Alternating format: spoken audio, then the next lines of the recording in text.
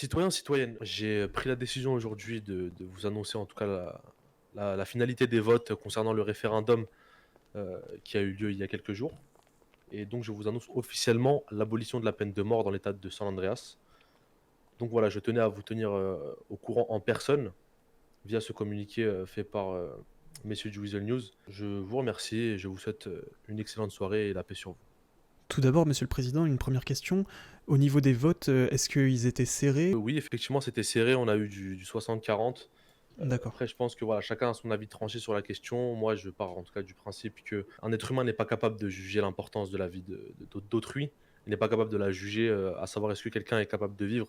Sinon, je pense que c'est pour cela que les croyants en particulier ont entre guillemets cette spiritualité. Et je pense beaucoup de croyants ont voté contre, car je pense qu'ils pensent justement que la peine de mort est entre guillemets un défi envers Dieu ou etc. Et c'est donc pour cela que j'ai vu des votes serrés. Après, chacun a le droit d'avoir son opinion, bien évidemment, nous sommes dans un État libre. Et c'est bien pour cela que je continue à tenir ces convictions-là d'un État libre et où tout le monde a le droit de s'exprimer comme il le souhaite.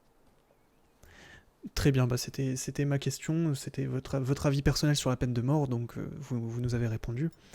La deuxième question, c'est on a entendu parler des circonstances qui ont amené à ce référendum. Est-ce que vous pouvez être plus précis sur cette proposition de référendum, comment ça s'est déroulé? Pas de souci, on a eu entre guillemets une attaque au gouvernement, on a eu 100 personnes à peu près qui se sont présentées devant le gouvernement avec des revendications. En tant que dénonceur d'alerte, nous avons donc le criminel actuellement décédé Joe Gambino, qui avait comme revendication claire l'abolition de la peine de mort. Mais comme nous sommes dans une démocratie, vous savez bien que peu importe qui je suis, j'ai beau être le président lui-même, je ne peux pas me permettre de prendre les décisions seul. Et c'est pour ça que j'ai proposé donc à ces messieurs un référendum. Et sachant que cette décision, entre guillemets, ne me déplaisait guère, je n'y ai pas vu d'opposition. D'accord. Depuis, est-ce que vous avez eu des retours de ces personnes présentes lors de l'attaque du Sachant, gouvernement? sachant qu'il y avait énormément de personnes qui étaient masquées, j'ai pas pu avoir de retour de leur part. Après, je pense que les urnes ont parlé d'eux-mêmes et que les citoyens n'ont pas besoin de le faire. D'accord, très bien. Est-ce que des personnes étaient en attente justement de subir la peine de mort? Est-ce que on leur a annoncé cette nouvelle? Comment ont-ils réagi? On a eu des témoignages effectivement dans tout ce qui était au niveau du pénitencier concernant les personnes qui étaient condamnées à mort et qui attendaient donc leur jour.